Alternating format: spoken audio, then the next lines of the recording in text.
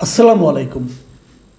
প্রিয় দর্শক, আপনারা নিশ্চয়ই খেয়াল করেছেন যে গত দুদিন ধরে একটা ঘটনা, যারা নাকি বিশেষ করে গাবতলী এলাকায় থাকেন তারা জানেন, এবং আজকে এটা বিভিন্ন মিডিয়াতেও এসেছে যে গাবতলীর গরুর হাটের ইজারা নিয়ে কি একটা ভয়ঙ্কর কাণ্ড কারখানা চলছে, একটা নির্লজ্জ বেহায়াপনা চলছে আমি বলবো।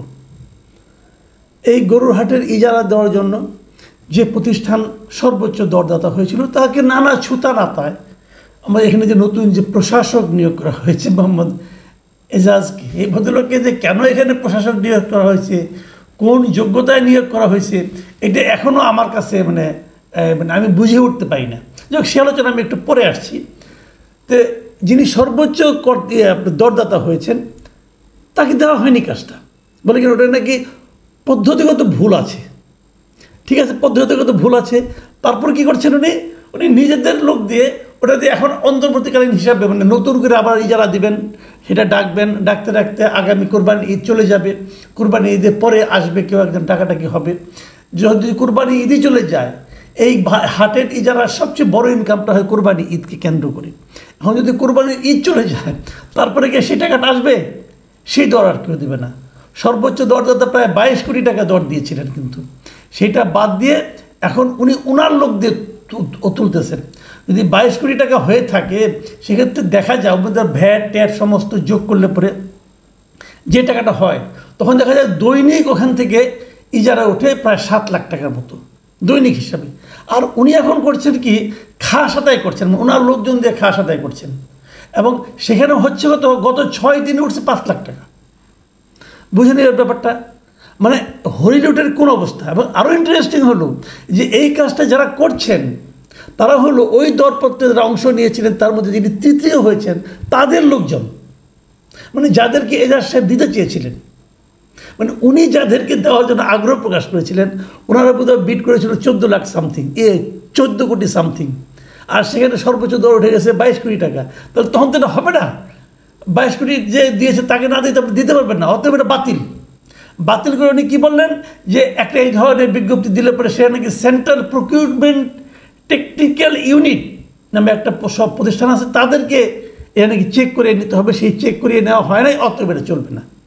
মানে এই ধরনের কাজ, এই ধরনের এই দর মানে আপনার গাবতলীর দরপত্রে এর আগে কখনো প্রয়োজন পড়েনি, এটা এজাজ সাহেব আবিষ্কার করেছেন। মূল লক্ষ্যটা কি? মূল লক্ষ্যটা হলো যে ঈদের আগ পর্যন্ত, ঈদ পর্যন্ত আর কোনো ইজারাই দিবেন না ওখানে উনি, ওনার লোক দিয়ে খাস লোক দিয়ে উঠাবেন, টাকাই টাকা। তো এরকম একজন লোককে এখানে প্রশাসক কে নিয়োগ করলো? দেখুন, এই প্রশাসক নিয়ে, সিটি কর্পোরেশন প্রশাসক নিয়ে নানা ধরনের নাটক কিন্তু আমরা দেখছি। আমি একটু আগে থেকেই বলি, ডিটেল বলা প্রয়োজন আছে বলে আমি মনে করি। 5ই আগস্টের পর এই নতুন অন্তর্বর্তীকালীন সরকার দায়িত্বে এসে সমস্ত সিটি কর্পোরেশনের মেয়র যারা হয়েছিল তাদেরকে বাতিল করে দিলেন, কমিশনারদেরকে বাতিল করে দিলেন, পৌরসভা যেটা আছে মানে মিউনিসিপ্যালিটি, সেগুলো সব বাতিল করে দিলেন, কমিশনারদেরও বাতিল করে দিলেন। কিন্তু দেখেন, কমিশনার কিন্তু একটা নির্দলীয় পদ ছিল, এরা কিন্তু কোনো মার্কা নিয়ে কাজ করেনি। যারা মেয়র হয়েছে, মেয়ররা মার্কা ছিল, কিন্তু কমিশনারদের কোনো মার্কা ছিল না। কমিশনার বাদ এরা সবাই নাকি স্বৈরাচারের দোষর। তাহলে আপনি ইউপি চেয়ারম্যানগুলিতে, যেগুলো নাকি চেয়ারম্যান পদগুলিতে নৌকা মার্কা অথবা অন্য কোনো মার্কা দলীয় প্রতীক দিয়ে যারা জিতেছিল, তাদেরটা বাতিল করলেন না কেন? কোনো জবাব নেই, ইচ্ছে হলো করে দিলেন। আচ্ছা, করে দিলেন, করে যে দিলেন, তারপর আপনারা কী করলেন? বিভিন্ন জায়গায় প্রশাসক নিয়োগ করলেন। প্রশাসক কারা? সরকারি কর্মকর্তারা। ভালো কথা, এটা হলো এক ধরনের জবাবদিহিতা আছে, কেউ অন্যায় করলে তার হয়তো কেউ ধরতে পারবে, সরকারি কর্মকর্তা হিসেবে তার বিরুদ্ধে ব্যবস্থা নেওয়া যাবে, এগুলো সব ঠিক আছে।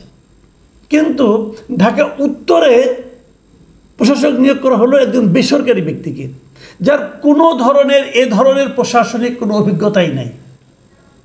তাকে কেন নিয়োগ করা হলো কেউ জানে না। কেউ নিয়োগ করলেন? এই স্থানীয় সরকার মন্ত্রণালয়ের যিনি উপদেষ্টা আছেন আসিফ মাহমুদ সজীব ভুঁইয়া, তিনি জনপ্রশাসন মন্ত্রণালয়ের সচিবকে নিজে হাতে চিঠি লিখেছেন। আমি সেই চিঠির একটু আপনাদের পড়ে শোনাই, তাহলে বুঝবেন। তিনি লিখেছেন, এবছরের 23শে জানুয়ারি চিঠিটা লিখেছিলেন। তিনি লিখেছেন, প্রিয় সিনিয়র সচিব, আপনি নিশ্চয়ই অবগত আছেন যে আমি স্থানীয় সরকার, পল্লী উন্নয়ন, সমবায় মন্ত্রণালয় এবং যুব ও ক্রীড়া মন্ত্রণালয়ের উপদেষ্টার দায়িত্বে নিয়োজিত আছি। মানে আগে নিজের পরিচয়টা দিয়ে দিচ্ছেন যে উনি কত পাওয়ারফুল। তারপরে বলছেন, আপনার অবগতির জন্য জানাচ্ছি যে স্থানীয় সরকার বিভাগের ঢাকা উত্তর সিটি কর্পোরেশনের কার্যাদি সম্পূর্ণকরণের জন্য প্রশাসক হিসাবে একজন দক্ষ ও অভিজ্ঞ কর্মকর্তা পদায়ন করা প্রয়োজন। ভালো কথা। জনাব Mohammad Ejaz, chairman, river and delta research centre, Sher-e-Bangla Nagar, Dhaka, একজন দক্ষ ও অভিজ্ঞ কর্মকর্তা। উনি যে দক্ষ এবং অভিজ্ঞ কর্মকর্তা, এটা আসিফ আহমদ সাহেব জানলেন কীভাবে? উনি কখনো ওনার সঙ্গে কাজ করেছেন নাকি ওনার যে কাজ, ওনার যে এনজিও, সেই এনজিওটা এই ধরনের কাজের সঙ্গে সম্পৃক্ত ছিল কখনো? জীবনেও না। উনি কি বলছেন? তিনি কর্মজীবনে অনেক গুরুত্বপূর্ণ কাজের সঙ্গে যুক্ত ছিলেন। কী কী গুরুত্বপূর্ণ কাজের সঙ্গে যুক্ত ছিলেন আমি আসিফ মাহমুদ সজীব বিভাগকে চ্যালেঞ্জ দিয়ে বলতে চাই, আপনি বলুন উনি কী কী গুরুত্বপূর্ণ কাজ করছেন এই জীবনে। তারপর বলতেছে তাকে ঢাকা উত্তর সিটি কর্পোরেশনের প্রশাসক হিসেবে পদায়ন করা হলে এই প্রতিষ্ঠানের কাজের গতি বৃদ্ধি সহ প্রতিষ্ঠানের ভাবমূর্তি উজ্জ্বল হবে বলে আমি মনে করি। উজ্জ্বল হয়েছে? গরুর মাঠ দিয়ে তো সেরা বেড়া বাড়াই ফেলেছে, লেজে গোবর অবস্থা। একটা গরুর মাঠের ইজারা ঠিক দিয়েছে যে যিনি নাকি এলোমেলো অবস্থা করে ফেলেন, তার কারণে নাকি ভাবমূর্তি উজ্জ্বল হচ্ছে সিটি কর্পোরেশনের। তো এই ধরনের লোক উপদেষ্টাও হয়েছে, এই ধরনের লোক প্রশাসক হয়েছে সিটি কর্পোরেশনে, নগর পিতা হয়েছে।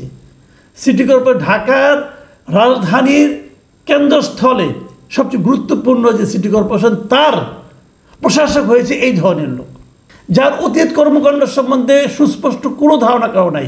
এই যে ওনার যে এনজিওটা, যে river and delta research centre, এটার সম্বন্ধে কার কী ধারণা আছে? এর ওয়েবসাইটে যান না, যাই দেখেন, এদের দেখলে আপনার হাসি উঠবে। একটা মোহাম্মদপুর এখানে একটা অফিস দিয়ে তারা এটা করতেছে। উনি একসময় নদীর দালাল, নদী নিয়ে অনেক কাজকর্ম করেছেন, যে কাজকর্মগুলো করেছেন সেগুলো বলার চেয়ে না বলা ভালো। ওনার সম্বন্ধে অনেক খবরই জানি আমরা, যারা বাংলাদেশের নদী নিয়ে কাজ করেন জিজ্ঞাসা করে দেখবেন এদের সেবার ইমেজটা কী।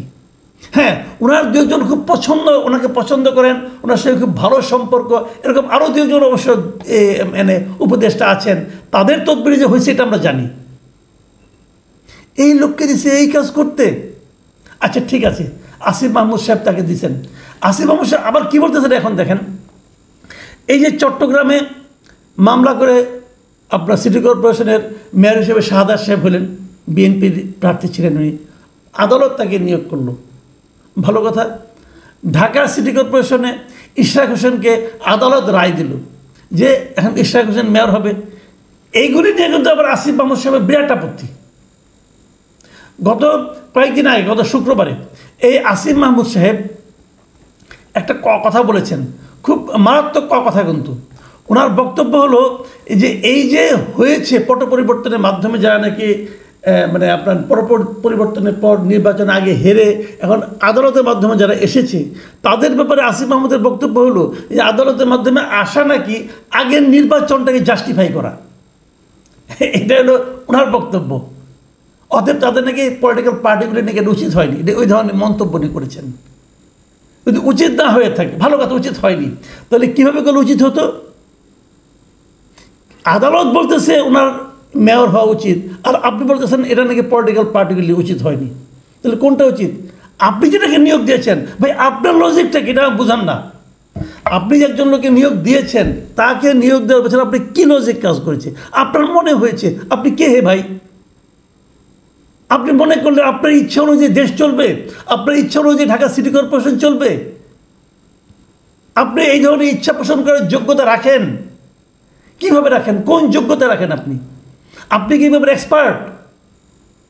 আমরা কতগুলি আনারি লোকের হাতে দেশের দায়িত্ব দিয়ে বসে আছি, তাদের লজ্জা শরম নাই, লজিক তো বাদের কথা। এখন আমি আসিফ মাহমুদকে বলবো, আপনার যদি আত্মসম্মান থেকে থাকে তাহলে আপনি যাকে সুপারিশ করেছেন তার কর্মকাণ্ডের বিচার করেন, পারলে পরে পারবেন? দেশে যে রাজস্ব ব্যয় হচ্ছে, যেখানে প্রতিদিন 7 লাখ টাকা আসতো, সেখানে যে 6 দিনে 5 লাখ টাকা আসলো, তার আপনি কী ব্যাখ্যা দেবেন? তার কী ব্যাখ্যা দেবেন? 6 দিনে আশা করা ছিল 42 লাখ টাকা, সেখানে আসছে 5 লাখ টাকা। লুটপাট হচ্ছে, এবং লুটপাট কারা করছে? ওরা আবার এসে আবার জড়িত লোকাল কিছু বিএনপির পান্ডারা। তো এই তো দেশ এইভাবে চলছে। এই অপচয়ের দায় কে নেবে? আমি মনে করি এ সমস্ত ব্যাপারে সরকারের এবং প্রধান উপদেষ্টারও নজর দেওয়া উচিত। আপনি কেন কোন বিবেচনায় কারে কোন উপদেষ্টা বানিয়েছেন, এটা কিন্তু ছেলে খেলা না ভাই। আপনি দেশ দিয়ে ছেলে খেলা করতে পারেন না। যাকে যাকে দিচ্ছে বসিয়ে দিচ্ছেন, সে পারুক আর না পারুক, দেশের মানুষ এটা মেনে নেবে ভাবছেন আপনি? এর জন্য একদিন জবাবদিহি করতে হবে, সবাইকে জবাবদিহি করতে হবে। সেই জন্য মেন্টালি প্রস্তুত থাকেন। প্রিয় দর্শক, এখন এ পর্যন্তই। আল্লাহ হাফিজ।